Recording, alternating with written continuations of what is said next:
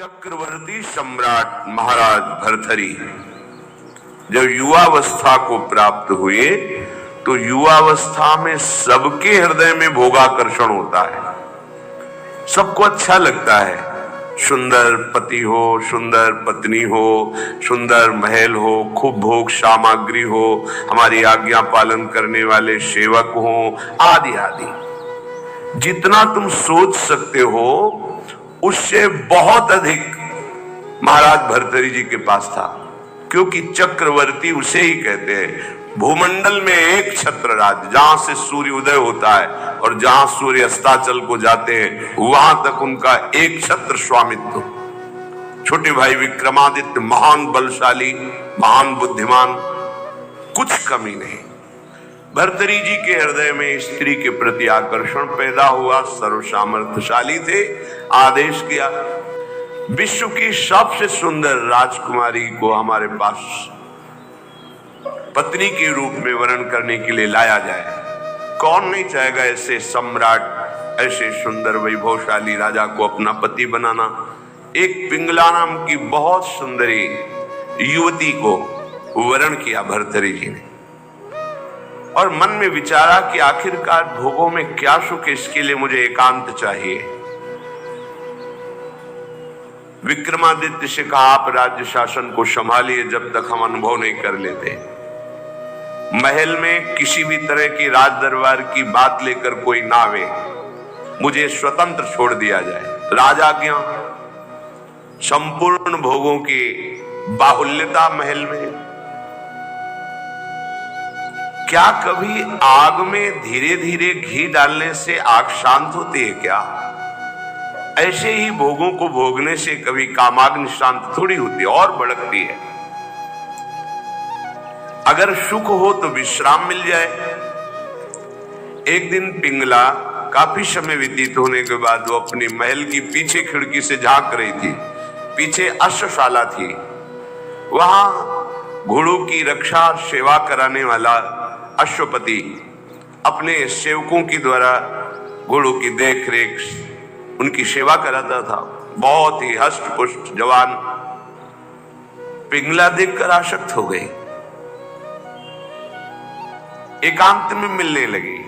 जब महाराज विश्राम को होते तो एकांत में मिलने लगी। गुप्तचरों के द्वारा यह बात जब विक्रमादित्य को पता चली तो बहुत अंदर से पीड़ित हुए कि क्या करूं, अगर मैं कुछ कहता हूं तो कहीं संशय न कर लिया जाए, अगर कहता नहीं हूं तो ये राजा के प्रति बहुत ही बड़ा विश्वासघात हो रहा है, और वो मेरे भ्राता हैं, मैं ऐसा सह नहीं सकता।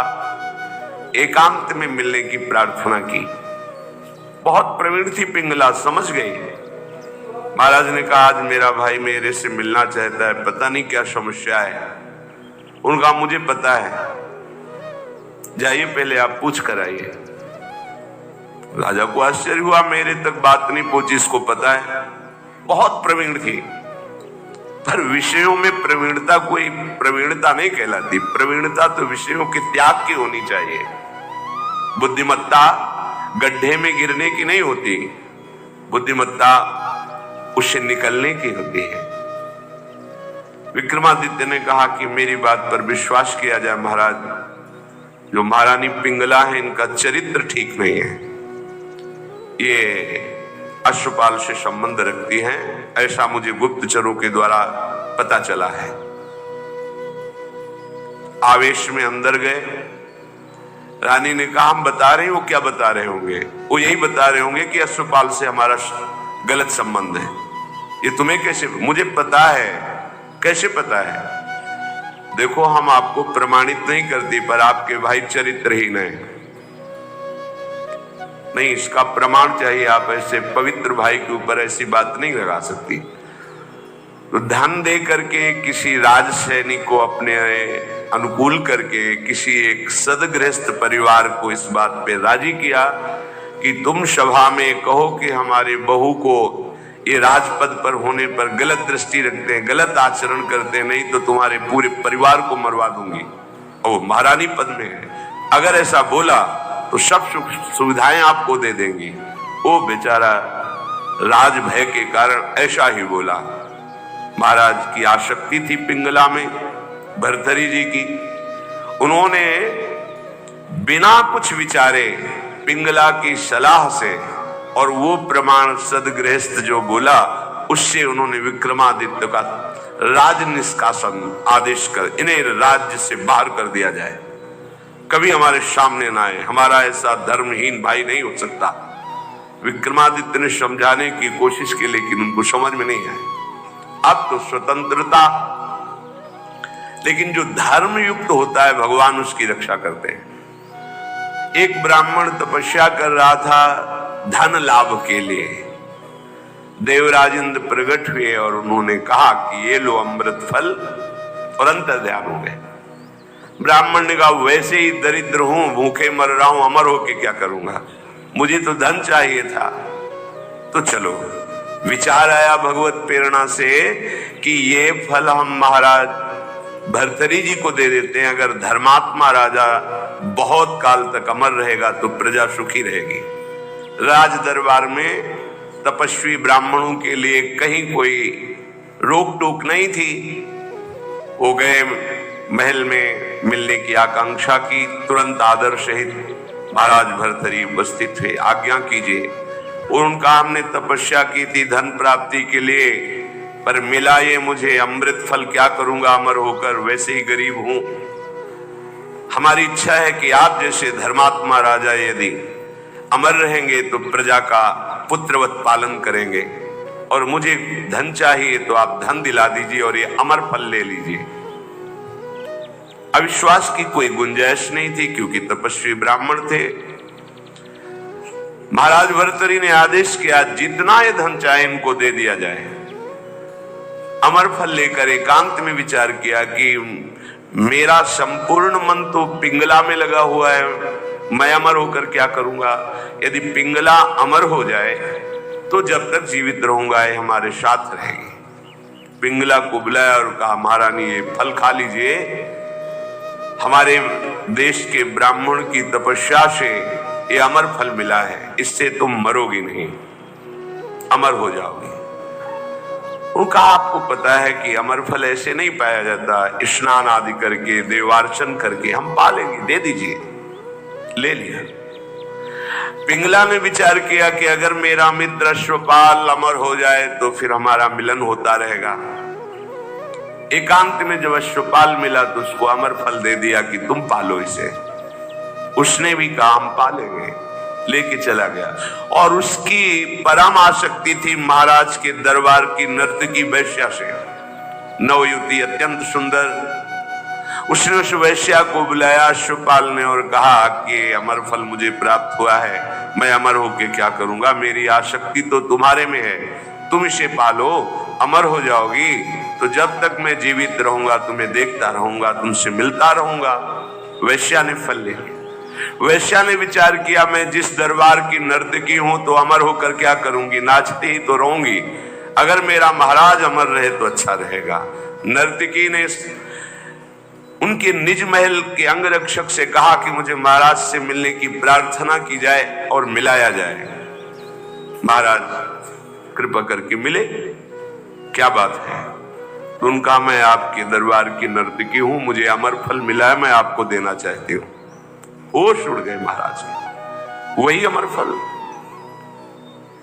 वैश्या से कहा कि तुम्हें किसी भी तरह का दंड नहीं दिया जाएगा, पर तुम सत्य बोलो, ये अमर फल कहां से प्राप्त हुआ है। उनका ये अमर फल मेरा एक मित्र है जो राज परिवार के घोड़ों की सेवा कराता है, अश्वपति,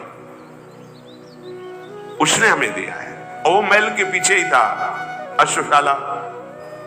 महाराज समझ गए। उसको बुलाया अश्वपति को और कहा भाई वैसे तो खड़े खड़े हम तुम्हारे सैकड़ों टुकड़े करवा सकते हैं, पर हम तुम्हें क्षमा करते हैं यदि तुम हमें सच्ची बात बता दोगे कि तुम्हें अमर फल कहां से प्राप्त हुआ है।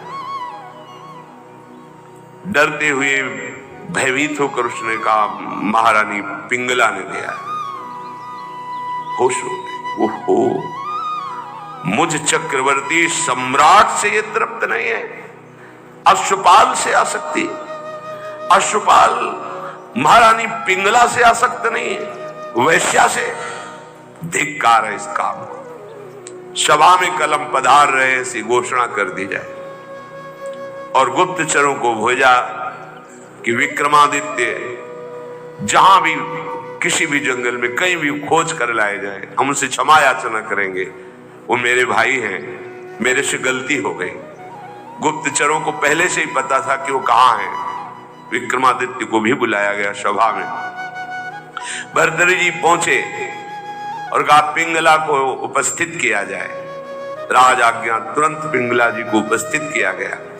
बोले मेरे देश के ब्राह्मणों की तपस्या का फल संपूर्ण प्रजा और राज्यसभा देखे।